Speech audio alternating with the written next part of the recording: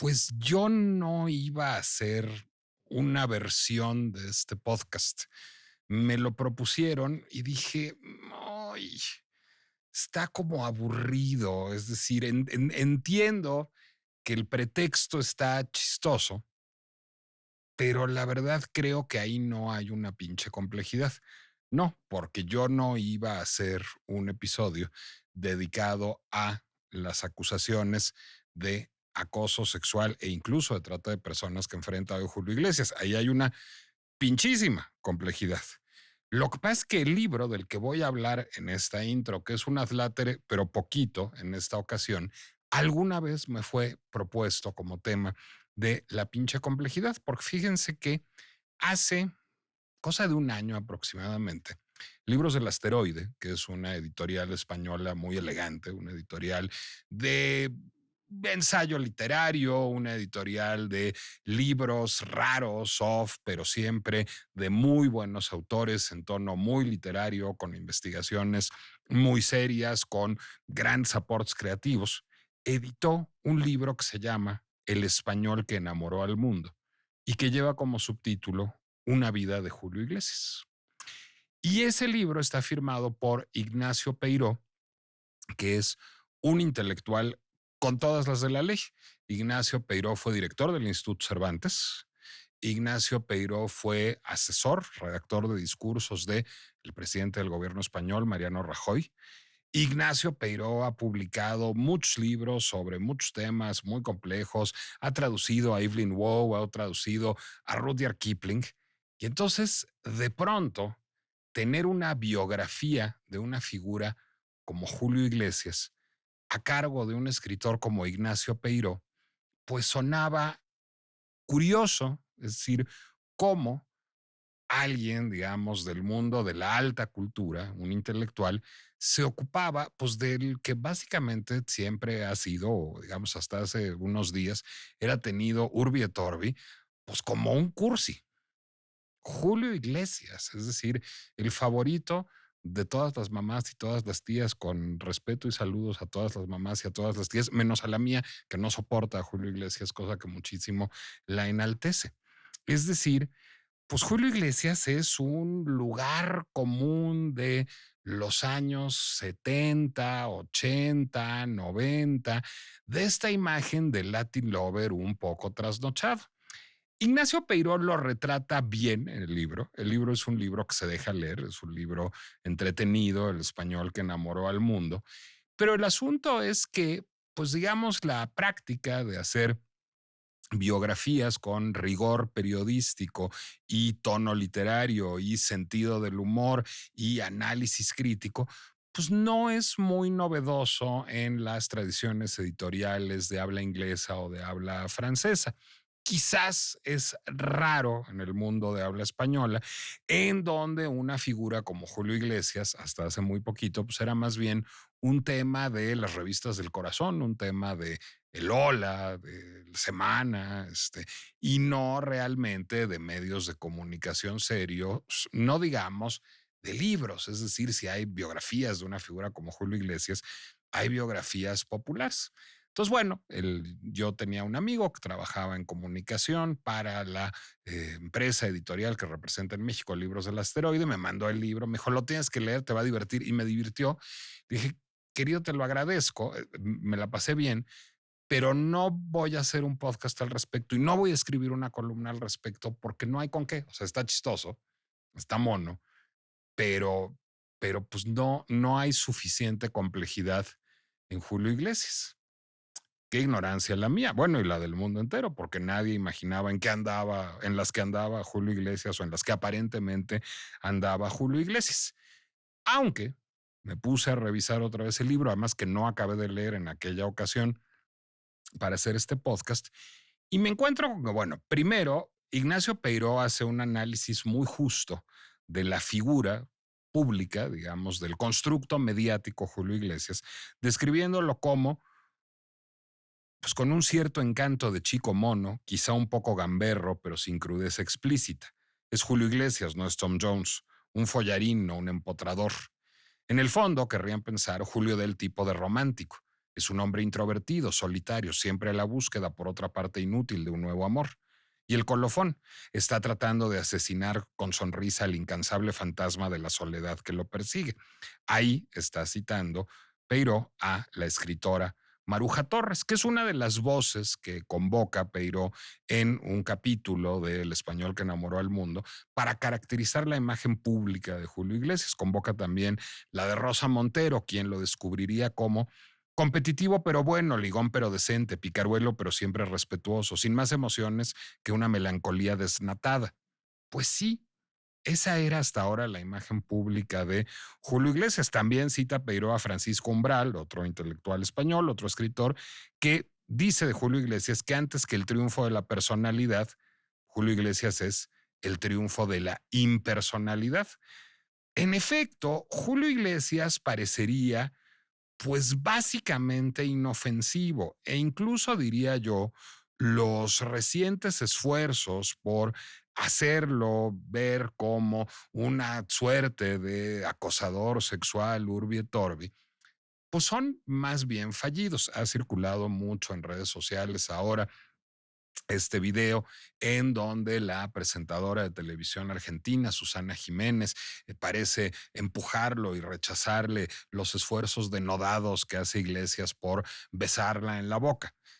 Queda claro del tono del video que es un sketch, que es una cosa muy probablemente ensayada y van los periodistas en Argentina, la prensa de espectáculos, a entrevistar a Susana Jiménez y Susana Jiménez dice: por supuesto que no, Julio Iglesias nunca me acosó, es mi amigo, era un juego, nos estamos riendo, era una broma. Es una broma que ya no pasa bien para las nuevas generaciones, es decir, es una broma a partir de una cierta idea, de una cierta romantización del machismo tóxico, y es un chiste que no es chistoso, pero hay que distinguir un chiste de un delito. Y ese episodio con Susana Jiménez es un mal chiste, nada más.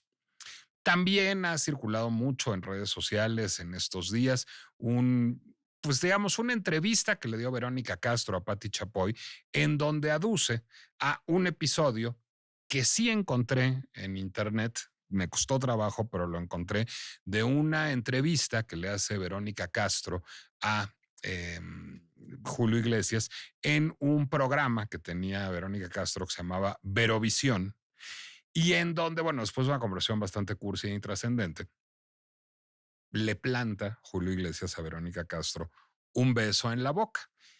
Y ella pone cara de desconcierto y dice que le va a dar un chingadazo y que corten la cámara, pero al final de la transmisión se están riendo y están jugando manitas calientes. Es decir, probablemente fue ensayado, seguramente fue una broma. Verónica en la conversación con Patty solo suena levemente irritada, no suena indignada ni parece que se hubiera sentido acosada. Eran los tiempos que corrían, eran tiempos no muy edificantes, es decir, el chiste no es chistoso, pero no deja de ser un chiste. El asunto es que el comportamiento sexual de Julio Iglesias pues era bastante más peculiar que lo que revelan esos muy trascendentes videos de Susana Jiménez y de Verónica Castro que circulan ahora en redes. Y yo recomendaría mucho más acercarse a este libro de Ignacio Peiró, que pues revistió de buenas a primeras una pinchísima complejidad del español que enamoró al mundo. Cuenta esto Peiró en un capítulo de El español que enamoró al mundo que se llama Al partir un beso y un Cartier. Fernán Martínez afirma que en sus muchos años de trabajo mano a mano jamás lo vio a dormir solo. Y Alfredo Fraile, otro colaborador de Julio Iglesias, dijo que en materia de afectos había sustituido la calidad pésima por la cantidad. Era una persona necesitada de cariño y el cariño se lo daban las mujeres. Julio no solo era un sex symbol, también era un Don Juan o, aquí entran ya las apreciaciones, un señor algo cochino. Como sea, queda claro que las mujeres le gustan. En cuanto observa el primer revoloteo de un hermoso ejemplar, escribe un antiguo colaborador, se pone al acecho. Más allá de los debates contables sobre la cantidad, sí podemos establecer que Julio ha sido un hombre de inclinaciones eróticas ecuménicas, casi diríamos un pionero de la fusión, y pasa Peiró a describir los años de Julio Iglesias que llama de potro salvaje, del 73 al 84, según confesión propia. Una subía por la escalera, otra bajaba por el ascensor, salía una de la habitación y entraba otra y no se cruzaban. Así lo recordaron muchos años después las Trillizas de Oro, unas hermanas argentinas que a finales de los 70 hicieron un tour internacional con Julio.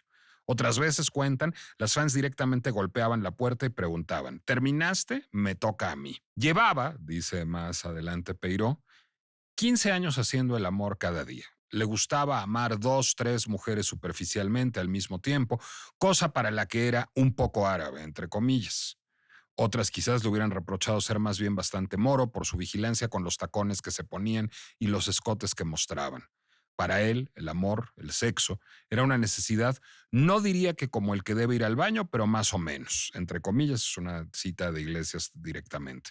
Y añade, con una puntualización bien sazonada, aunque con más alegría interior. Las giras podían llevar consigo una importante promiscuidad, pero eran de una inocencia angélica por comparación con las costumbres de Indian Creek. Indian Creek era la casa de Julio Iglesias en Miami, donde el sexo, según los recuerdos del personal de la casa, estaba presente y al alcance de todos como el caviar beluga, y uno no tenía más que servirse. Tanto, apunta más adelante Peiró, que los niños tuvieron que irse, como declaró Julio José, uno de los hijos de Iglesias, hace unos años, a una casa al lado de la suya para no asistir al desfile de voluntarias que el mismo Julio José ha dicho era como un recycling. Chabeli, la hija de Iglesias, casi se muere del asco al encontrar algún tanga perdido. El servicio veía muy duro moverse entre tantas prendas íntimas femeninas abandonadas en los lugares más insospechados. Y doña Charo, la madre de Iglesias, en fin, al bendecir la casa, pidió al cura una aspersión extra de agua bendita en el cuarto de su hijo. Falta hacía. Julio, apunta el autor, se iba a entregar al sexo como un resarcimiento. Hoy quizá hubiera ido a una clínica para las adicciones, aunque desde luego no tenía tiempo para sentir síndrome de abstinencia, ni pinta, más bien lo contrario, de considerar el sexo menos un placer que un problema. Cuenta Peiró que, según declaraciones del propio fraile, manager de Julio Iglesias, no había nada sórdido en la casa, solo alegría y belleza, aunque el propio fraile no deja de ser en este punto parte salpicada. En ocasiones apenas daba tiempo a cambiar las sábanas entre una y otra ronda amatoria, instituida ya una normalidad mayamense según la cual una mañana cualquiera podían coincidir tres concubinas, el sustantivo es de la servidumbre de la casa, jugando en la piscina con un balón de playa y un atuendo breve. Las chicas estaban en la casa de Indian Creek algunos días hasta que los apetitos del cantante urgían a una renovación de stock. El continuum de presencias femeninas, siempre actualizado, favorecía, según los mismos indiscretos, que el intercambio sexual tuviera lugar con el mismo grado de emoción anímica que puedan poner en sus apareamientos las aves de corral. A pesar de esto, un Julio siempre fuerte de hormonas, quizá con objeto de evitar que la lectura o la práctica de alguna otra actividad le distrajese de su verdadera vocación, no dejaba de estimularse con una surtida colección de videoporno que veía en una pantalla gigante en su propio cuarto. Y el título del capítulo es por los relojes Tank de Cartier, que a modo de viático Julio regalaba a sus ligues cuando quería que dejaran sitio. Lo he llevado puesto hasta hoy, les decía, quédatelo, así te acuerdas de mí. Empezamos siendo únicas, diría una de sus novias fijas, pero con el tiempo empezamos a ser un estorbo.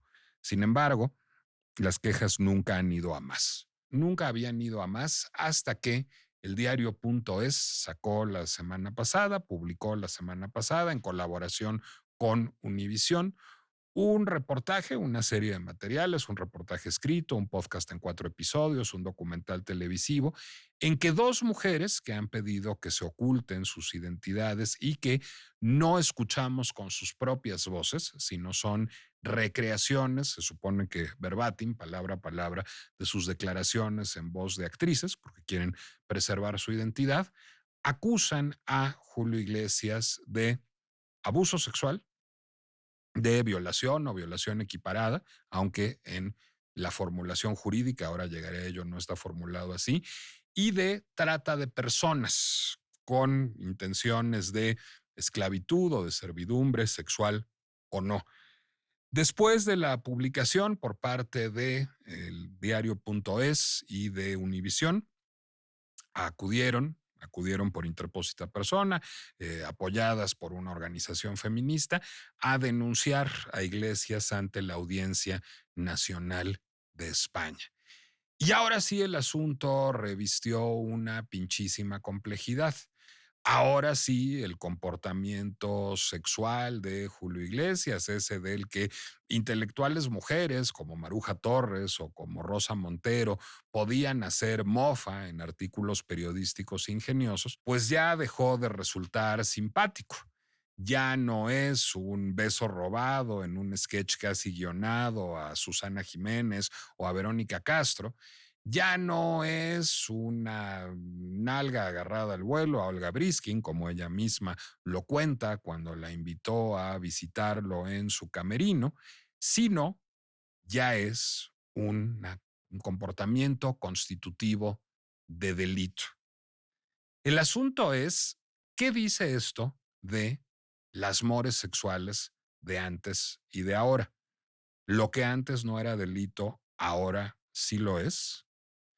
¿Qué dice esto de la práctica de los testigos protegidos?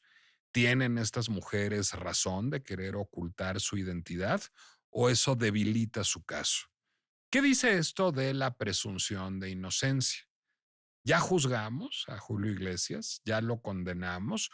¿O tiene todavía una vía para defenderse y en su caso para recuperar su legitimidad más allá de su libertad o su pecunio, dependiendo de cuál sea la sanción que le imponga la Audiencia Nacional de España? ¿Qué de la evolución de las mores sexuales en el mundo, en América, en Europa, en el mundo del espectáculo, pero también en nuestra vida cotidiana, dice el caso Julio Iglesias? Porque de pronto el español que conquistó al mundo revistió, sin deberla ni temerla, una pinchísima complejidad.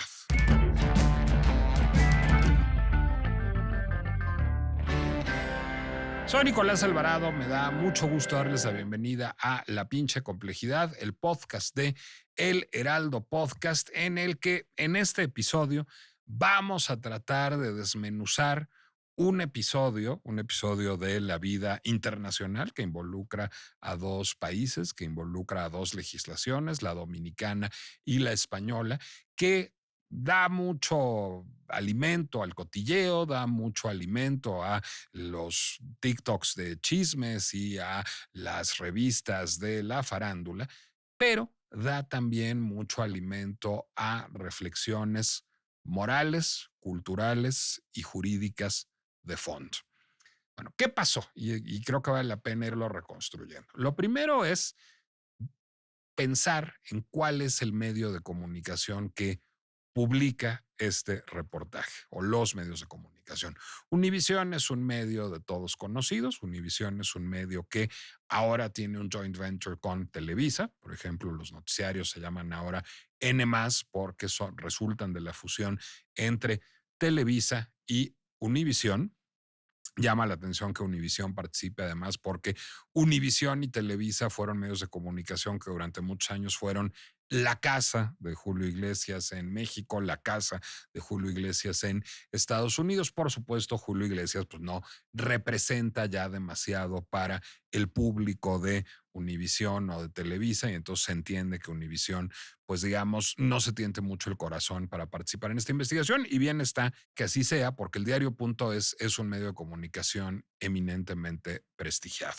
El diario.es es un medio fundado hace más o menos una década por un grupo de periodistas que salió de otro diario independiente español en España, en Madrid, valga la redundancia, que se llamaba Público.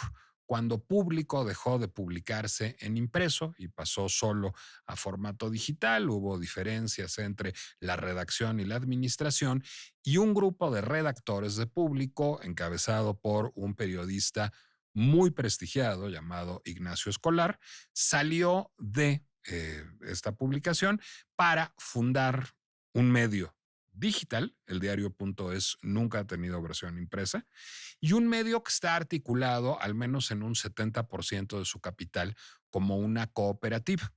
Público es un medio de comunicación que es propiedad de su propia redacción. ¿Por qué? En un 70% al menos. ¿Por qué decidieron hacerlo así? Porque querían estar al margen de la influencia de cualquier agente externo. Es decir, querían estar al margen de la influencia tanto de actores políticos como de la influencia de anunciantes o inversionistas del mundo corporativo. Querían mantener su independencia editorial. Una independencia editorial que se reivindica desde el primer momento como de izquierda, pero que sin embargo no parece estar cerca de partido alguno y concretamente no parece estar cerca de la izquierda hegemónica española, que es el PSOE, el Partido Socialista Obrero Español. Y aquí hay un buen ejemplo que hay que detallar, porque además es un antecedente directo y lo es también en términos jurídicos de el caso Julio Iglesias. Hay un cuadro importante del PSOE, del Partido Socialista Obrero Español, que se llama Francisco Salazar, que ha ocupado distintos altos cargos tanto al interior del partido como en el Palacio de la Moncloa, en el gobierno español, en el Poder Ejecutivo. Francisco Salazar estaba por ocupar, si no me equivoco, la Secretaría de Organización del PSOE, cuando en el diario.es aparecieron varias notas, un reportaje seguido de varias notas que evidenciaban posible acoso sexual por parte de este funcionario del PSOE, de Francisco Salazar, de colaboradoras suyas. Esto le costó a Salazar la Secretaría de Organización del PSOE, lo expulsaron del partido, no le dieron el cargo que le iban a dar. Y después de esto, el diario.es siguió con esta investigación y descubrió que muy poco después el PSOE se había ocupado de que tuviera contratos como consultor, evidentemente garantizando su supervivencia financiera, pese a de dientes para afuera haberlo rechazado. Bueno, es una actitud sorprendente en un periódico que se dice de izquierdas, el haber sido el que contribuyó a la caída de una figura de izquierda. ¿Podría haber una lectura política en esto? Sí, pero digamos la trayectoria de Scolari y de sus colaboradores lo dificulta. Más bien pareciera que su identidad de izquierda es menos una identidad ligada a un partido político y más una identidad ligada a una cierta serie de valores y particularmente a lo que sus detractores llamarían hoy una agenda woke. Ejemplo, el diario.es tiene una editora en jefe de género, de asuntos de género, que se llama Ana Requena, que es la que ha encabezado toda la investigación sobre Julio Iglesias, también sobre Francisco Salazar, y se toma muy en serio la agenda de género. Además, el modelo de negocio de El Diario.es está apuntalado en un 40% en las membresías, tiene socios que tienen acceso privilegiado a ciertos productos editoriales y a los que se apela, digamos, para mantener independiente el periodismo, un poco a la manera del Guardian británico, por ejemplo, o a la manera de Wikipedia, y un 60% a partir de anunciantes. Entonces, digamos esto, al estar bastante libre de afiliaciones políticas, el diario.es, pues pareciera una fuente creíble. No es un medio de escándalo, no es un medio de nota roja, no es un medio del corazón, no es un medio que parezca tener vínculos políticos con el PSOE ni con ningún otro partido de izquierda o de derecha y pareciera ser un medio que tiene fundamentalmente una agenda progresista. Esto le da credibilidad y el haber hecho esta investigación en colaboración con Univisión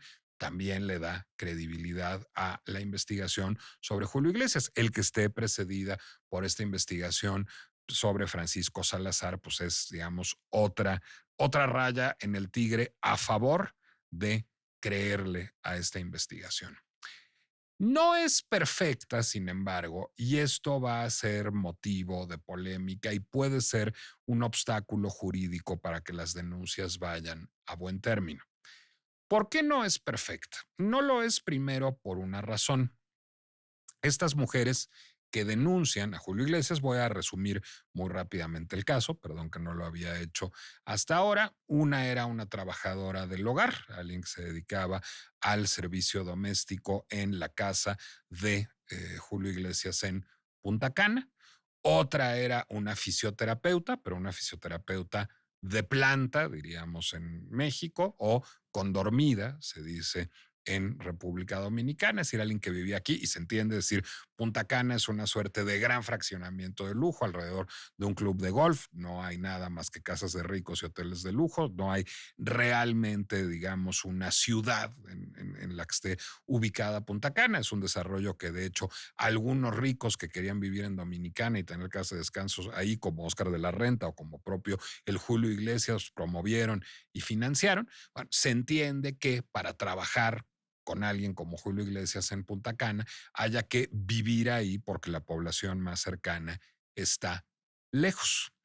Se reclutaba a este personal a través de redes sociales, no había una entrevista previa, se les pedían fotografías y se les hacían pruebas de ingravidez, lo cual es ilegal, pruebas de VIH, lo cual es ilegal.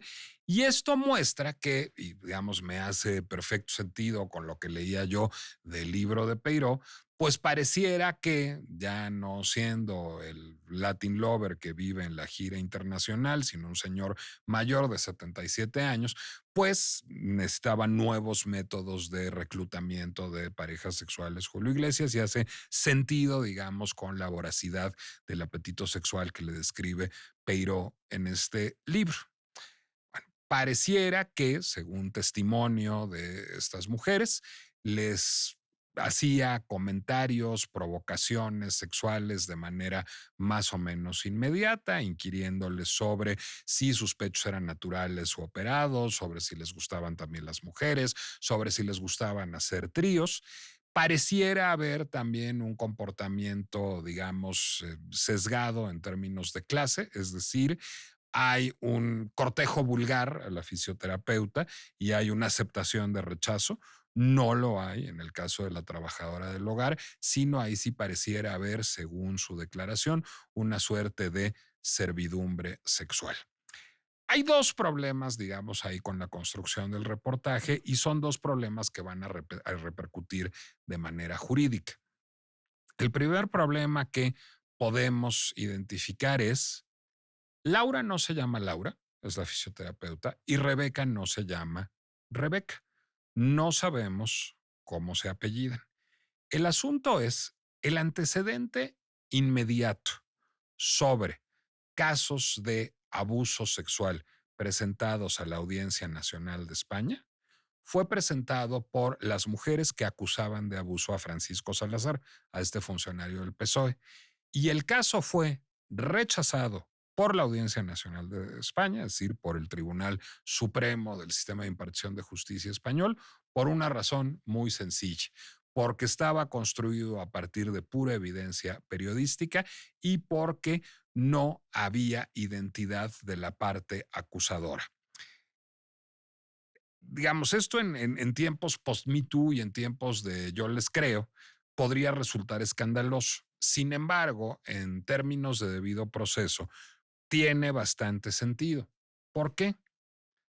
Porque supongamos que en realidad tiene un enemigo Francisco Salazar al interior del PSOE o al exterior, lo tiene en Podemos, en Vox, en el PP, en cualquier otra fuerza política.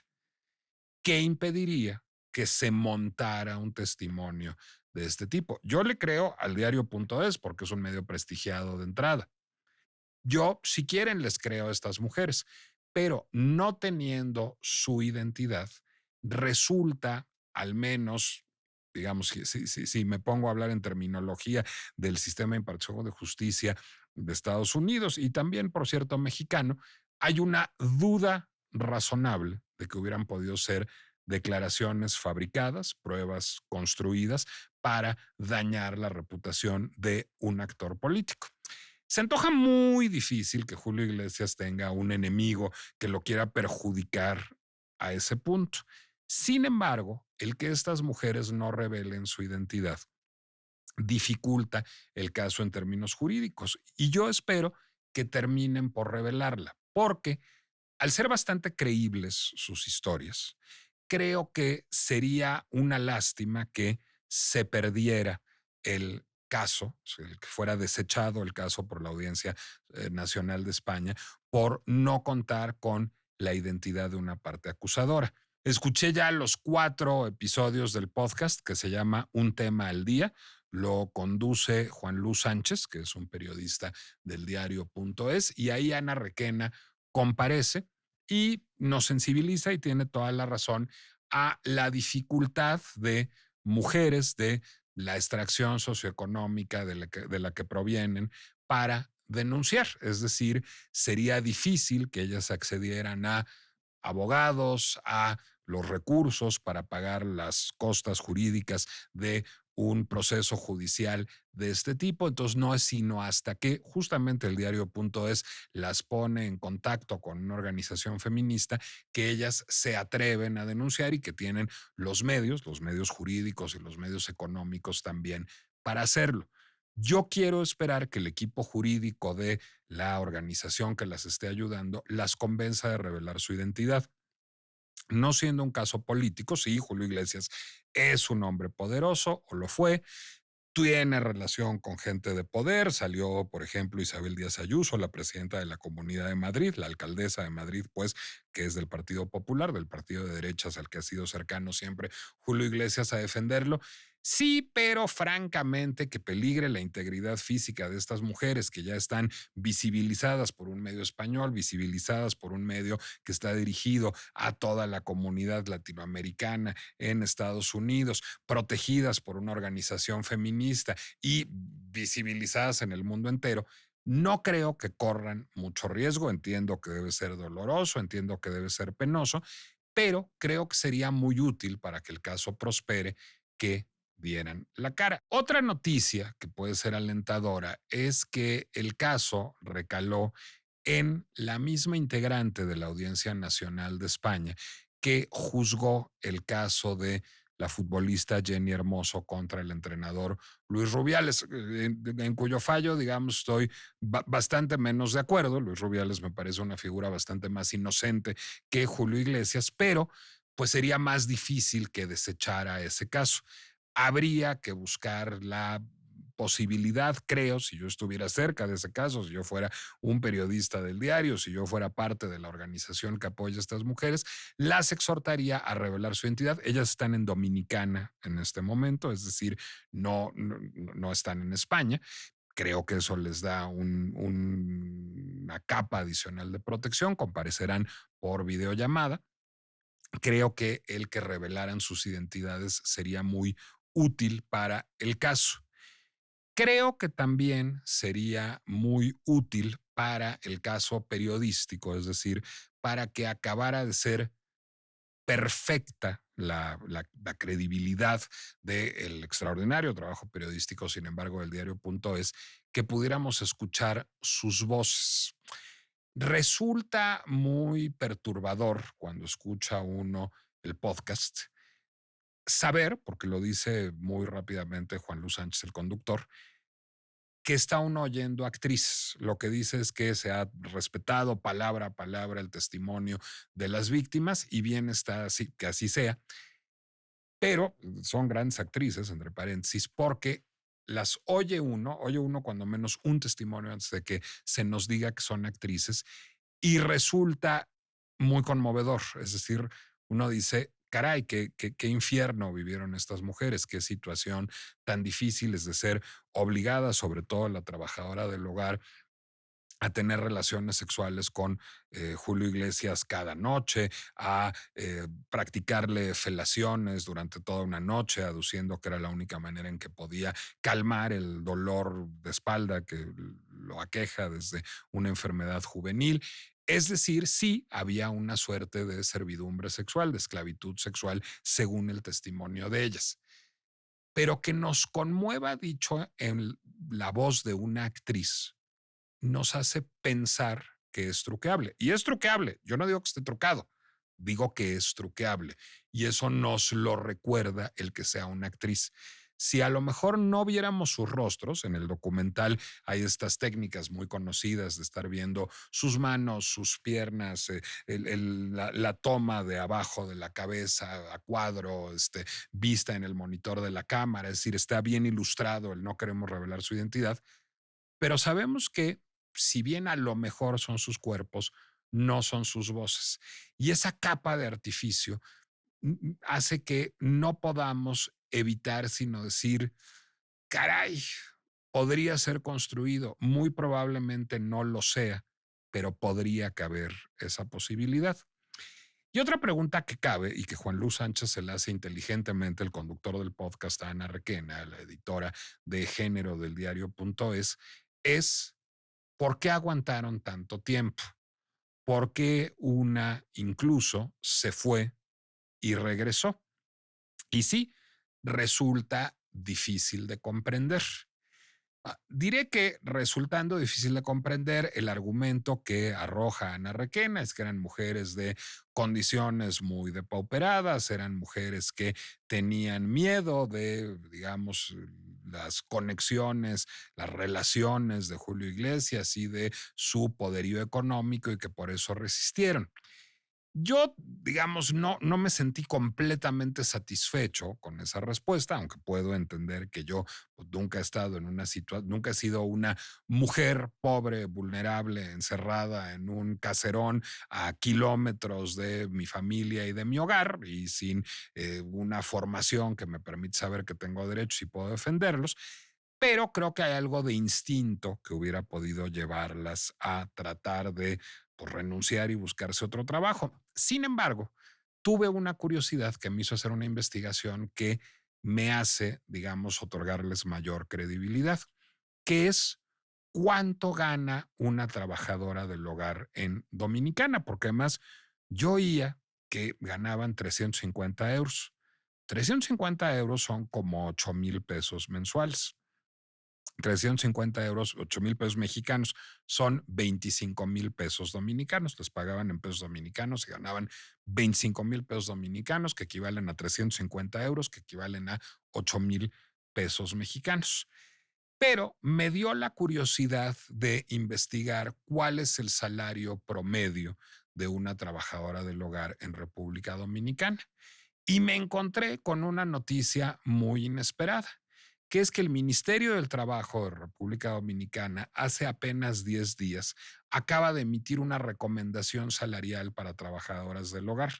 La anterior recomendación salarial del Ministerio de Trabajo era de 10,000 pesos dominicanos al mes y acaba de subir el salario recomendado para una trabajadora del hogar por el gobierno a 13,000 pesos dominicanos al mes, es decir, alrededor de 4,000 pesos mexicanos, es decir, alrededor de 175 euros, es decir, más o menos la mitad de lo que ganaban las trabajadoras del hogar. Son muy malos salarios, pero Dominicana es un país muy pobre. Entonces, evidentemente que estas trabajadoras estuvieran ganando lo doble de lo que acostumbraban ganar sus colegas trabajadoras del hogar en otros trabajos, pues hace que se entiende que a lo mejor en situaciones muy desesperadas económicamente hubieran soportado las vejaciones. Me daba más curiosidad la fisioterapeuta, porque además la fisioterapeuta es alguien con una formación, si no superior, si técnica, alguien que era tratada de manera distinta, que era más o menos respetada por Julio Iglesias, es decir, según su testimonio fue acosada, no abusada, pero también me puse a investigar cuáles son los ingresos promedio de una fisioterapeuta. Los fisioterapeutas en muchos casos son freelance en muchos países, en un país como Dominicana. Y lo que leía es que pueden oscilar de manera muy amplia entre los 6,000 pesos dominicanos al mes para personal no capacitado a los 40,000 pesos dominicanos al mes. Entonces, bueno, evidentemente había un abuso de poder económico en esa relación que podría explicar lo que de otro modo sería inexplicable, que es por qué seguían ahí. Pero supongo que es construible el caso de estas mujeres, de una de ellas de muy bajo origen socioeconómico, enfrentadas a una economía muy pobre, viviendo en una casa muy alejada de su lugar de residencia, pues tenían problema para renunciar y estaban dispuestas a aceptar una situación de franca esclavitud sexual, la otra, una situación de acoso permanente. Lo que dicen los periodistas del diario.es, lo que dice un editorial muy bien construido, escrito por Ignacio Escolar, firmado por Ignacio Escolar, es que ellos no lo hacen por Julio Iglesias, sino lo hacen por el precedente que sienta este caso. Es decir, lo hacen por buscar impedir que personas en situación de poder económico, de acceso político, de prestigio social, abusen de personas vulnerables que por razón de, lo dice así Escolar, su género, su clase, su nacionalidad, su origen étnico serían más vulnerables. Por cierto, otra de las cosas que aclara es que sí puede la Audiencia Nacional de España traer el caso por ser Julio Iglesias español, pero podrían, digamos, replicarse los casos en Dominicana y también en Bahamas, en donde también sucedieron algunas de estas situaciones y podría enfrentar un entorno jurídico más complicado Julio Iglesias. Ahora, también cabe una posibilidad y es otra discusión de fondo que creo que vale tener. ¿Y si no?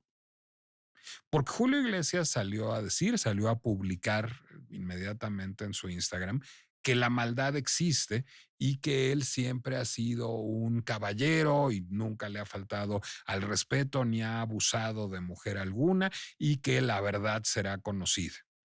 Y una de las amas de llaves, digamos, de las jefas de las fisioterapeutas y de las trabajadoras del hogar de la casa de Julio Iglesias en República Dominicana, salió también ya a decir que ella sí entrevistada por el diario.es y por Univisión, que esas son patrañas y que Julio Iglesias es su caballero y que es una persona intachable y que nunca lo vio faltarle al respeto a ninguna mujer. Y por otra parte, ha salido un testimonio que es, digamos, válido, como el de Susana Jiménez, diciendo por favor, no hagan de esto un caso de acoso, era un juego, era una broma, somos mis amigos, es mi amigo, es un caballero. ¿Qué pasaría? Porque, aunque me parece creíble el testimonio de ellas, aunque me parece solvente la investigación periodística del diario.es, ¿qué pasaría si no? Bueno, pues para eso sirve un sistema de impartición de justicia. Es decir, por eso hay un debido proceso. Por eso hay presunción de inocencia. Y por eso Julio Iglesias, igual que cualquier ciudadano, merece ser objeto de ese debido proceso. El caso es complejo como todos los casos jurídicos. La credibilidad de Laura, la credibilidad de Rebeca, digamos, no están a priori en entredicho y sin embargo resulta importante conocer su identidad. Pareciera que, digamos, el no querer ponerse en riesgo en ellas podría poner en riesgo a otras eventualmente si el caso termina por ser rechazado. Sería también importante, digamos, recordar si resultara no ser cierto o no ser totalmente cierto lo que dicen ellas, que no es lo mismo el proceso de un caso jurídico hoy que de lo que lo era en el siglo XX o en el siglo XIX. Porque aquí también la pinche complejidad es que aunque me cabe un 1% de probabilidades de que Julio Iglesias no fuera culpable, difícilmente se va a quitar esa imagen de encima. El caso de Julio Iglesias aparece hoy ya como cosa juzgada. Y por cierto, sus defensores no ayudan nada a que no lo sea así, porque tan grave es el yo te creo a pie juntillas a una mujer que ya vimos que en alguien como Amber Heard, le dedicamos un episodio a Amber Heard y a Johnny Depp, se deshizo en semanas, como la declaración de la presidenta de la Comunidad de Madrid, es decir, de la alcaldesa de Madrid, Isabel Díaz Ayuso, que por ser cercana ideológicamente a Julio Iglesias sale a decir que esas son patrañas, que las mujeres que están siendo victimadas son las de Irán y que ella no les cree nada a esas mujeres que quieren destruir la reputación de un gran artista. Creo que en una verdadera democracia, con un verdadero Estado de Derecho, no podemos creerle a pie juntillas a nadie. Creo que en una verdadera democracia, con un verdadero Estado de Derecho, toda acusación debe seguir un debido proceso. Todo acusado debe ser objeto de presunción de inocencia y no debemos formarnos una opinión final de un caso hasta que las pruebas hayan sido desahogadas. ¿Julio Iglesias se ve culpable? Francamente, sí. Rebeca y Laura, y espero pronto saber cuál es su verdadero nombre, lucen como en efecto unas valerosas denunciantes de una situación que es potencialmente peligrosa para muchas mujeres. Sí, francamente sí.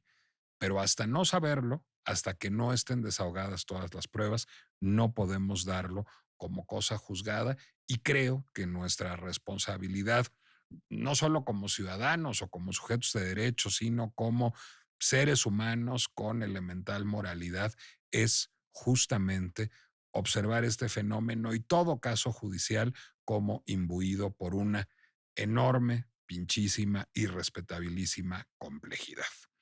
Soy Nicolás Alvarado, les agradezco mucho que me hayan acompañado en este verdaderamente fascinante y apasionante episodio de La pinche complejidad por tener tantas aristas. Me pueden leer todos los miércoles en El Heraldo de México, en mi columna. Me pueden seguir en Instagram o en Threads como @Nicolás Alvarado Lector. Y les recuerdo que La pinche complejidad es una producción de El Heraldo Podcast que se puede escuchar en Spotify, Apple Music, Amazon Music, Deezer, YouTube o cualquier plataforma en donde acostumbren a escuchar podcasts. Yo diré, no puedo dejar de confesarlo, que sí hay una pérdida personal e íntima. Aquí es muy frívola, es muy tonta, pero sí la experimento. Me temo que Julio Iglesias va a ser encontrado culpable. Me temo que su prestigio no lo va a resistir. Creo que eso será bueno para generaciones de mujeres. Y yo de todas maneras voy a seguir extrañando los memes de Ya llegó Julio. Eran chistosos. Nos escuchamos la próxima. Heraldo Podcast, un lugar para tus oídos.